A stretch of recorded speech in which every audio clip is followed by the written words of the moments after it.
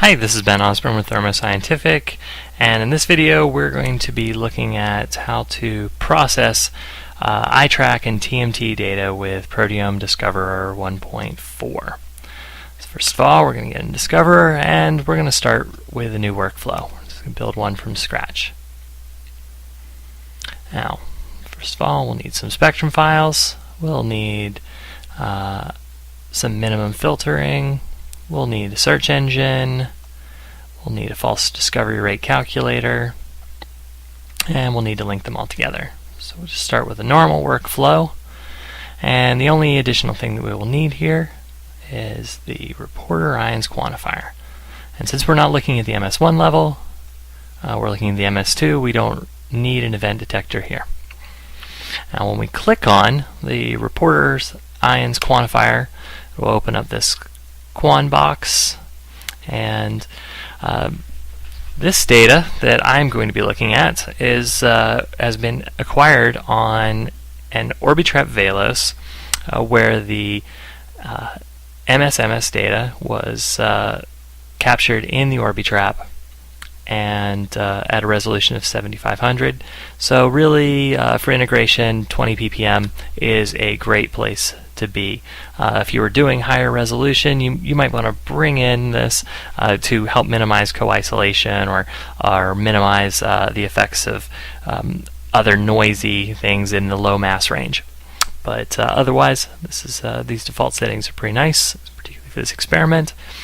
And clicking on the quantification method box here in this ellipsis will bring up the Quan method editor.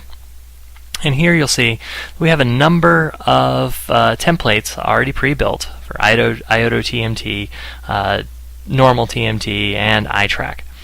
For my data, this was all ran using iTrack 8plex. And you notice when you pull up one of these templates, it'll fill in a lot of this data. We already know the exact monoisotopic mass and average mass of each one of these tags, so you don't have to add anything here. If you were doing a reporter ion experiment and you had synthesized your own tags, you would want to build your own quantification method here, but I think for the vast majority of us we're using commercially available kits, and these are all available here. Now, under ratio reporting, this is looking at how the Quan will be visualized in the report in my MSF file, in my final report.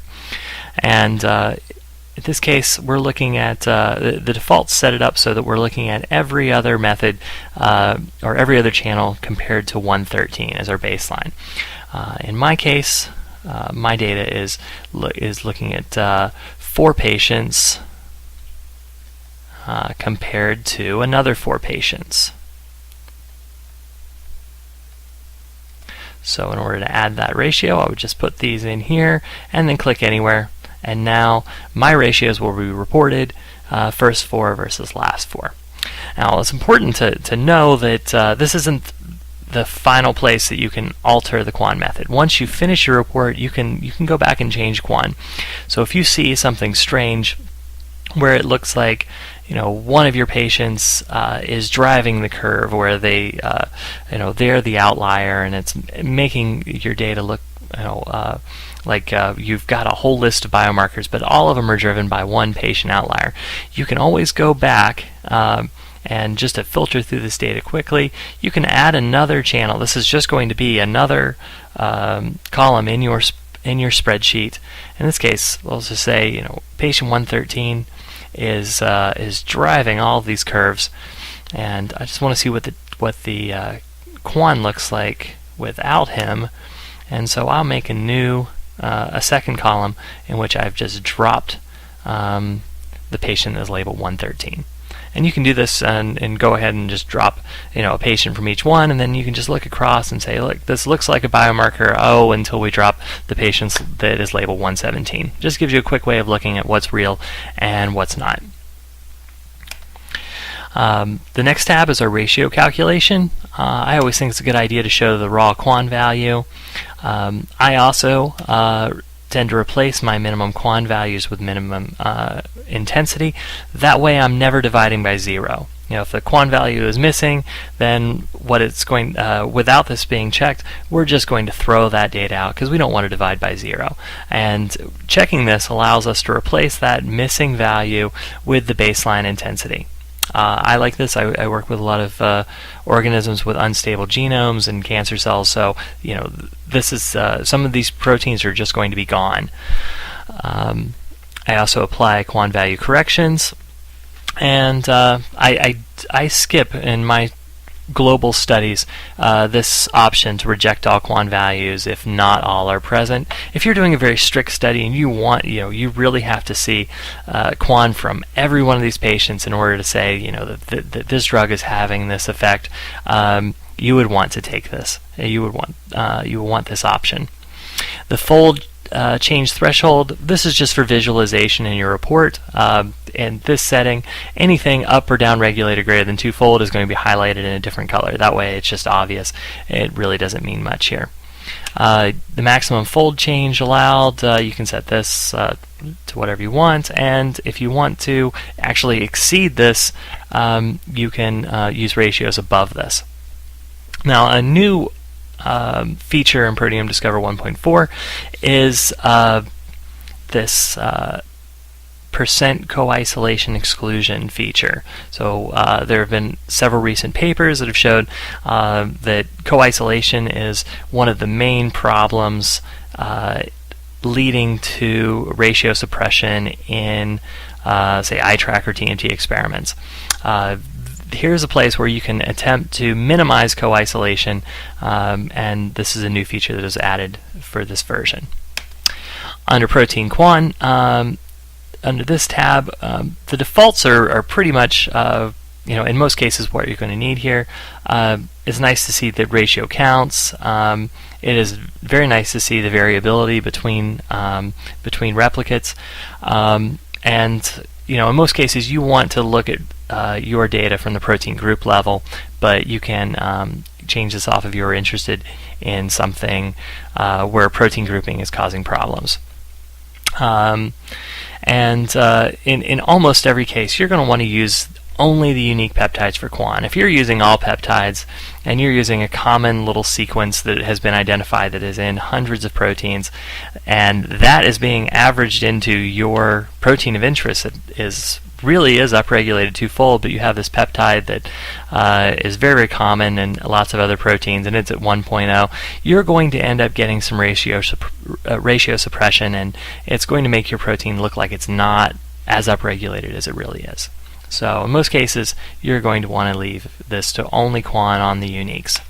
On experimental bias, you can normalize on the protein median, or you can do manual normalization and any factor. For my experiments, I know that we're loading the protein in a 1-to-1 level when we digest them, and the peptides when they're mixed together for iTrack, 1-to-1 ratio. But if I happen to know that, say, I'm doing a 2-channel experiment, and one of the iTrack experiments, a flask was dropped, so we didn't have as much going in, I can manually normalize this here and get that bias taken care of and calculated in here. So that's all for Quan. Now, what I want to mention here is that if you are doing this iTrack or TMT experiment on a Q Exactive, or you are doing it on a hybrid instrument where you are only using HCD fragmentation and reading the MS-MS spectra in the Orbitrap, this is all you need. This is the layout that will give you your data. But if you're using an older instrument such as an Orbitrap XL, where it is appropriate to fragment each peptide twice, once in the CID, once with CID in the ion trap in order to get your sequence coverage, and once with the HCD and reading the ions in the Orbitrap in order to get your reporter ions, there is a little more that this workflow would need. So what you would need here is a way of separating the MS-MS spectra that were generated from the CID fragmentation from the HCD. So here we can just pull up a scan event filter for CID and a scan event filter for HCD. And what you would also need is a second instance of the search engine. So we'll just link all this up. Just auto layout, right click just to clean it all up. So for the first scan event filter, we're going to say this is just the CID fragmentation data, so we can just say, oh, activation is CID. And for the second scan event filter, we're going to say activation is HCD. And then we'll run them through identical instances of sequest, and this really just simplifies the job for sequest, so it's not trying to figure out spectra that are very different, that are coming from different fragmentation sources, and funneling in all together. So that's it for the workflow design for any of these devices, and I just want to take a look at a data set that I processed here.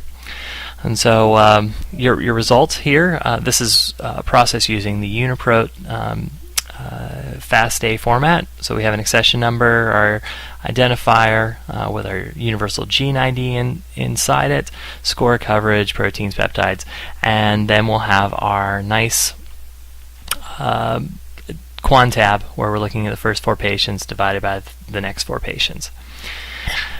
If we look inside, just look at the peptides themselves, you'll notice here that I have already ungrouped the peptides. If you had the peptides grouped, then you won't be able to look at things such as look at your raw Quan data. It's necessary sometimes to go in, ungroup your data, and look at each PSM individually. So now this, I just started out with this by ungrouping it, and I'm just going to highlight one of these peptides. And if you go up here, you have these boxes that are grayed out when peptide protein grouping are in use, but now you can see them. And I'm going to pull up the spectrum used for quantification. And this is going to zoom in on my data at the from my MS spectra for this peptide that was identified. And you'll see that we do have present all 8 channels, and there's not a lot of contaminating small mass ions in this range, except possibly here.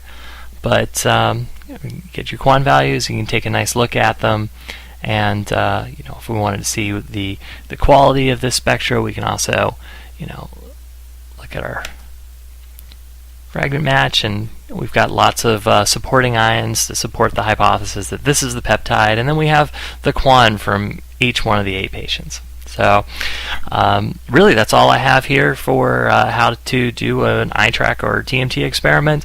If you're switching to one of these other technologies, such as the Iodo TMT, it's the exact same workflow that I've applied here, just you just make those simple modifications. And as always, if you have any questions, I strongly recommend that the first place you go is the Thermo Scientific BRIMS portal and proteomics discussion forum, where you'll find thousands of questions have been asked about Proteome Discoverer, and nearly all of them have been answered. And if they haven't been, they're currently in works. And if you don't see a question that is similar to the problem that you're having, go ahead and post something, and we'll work on getting that resolved.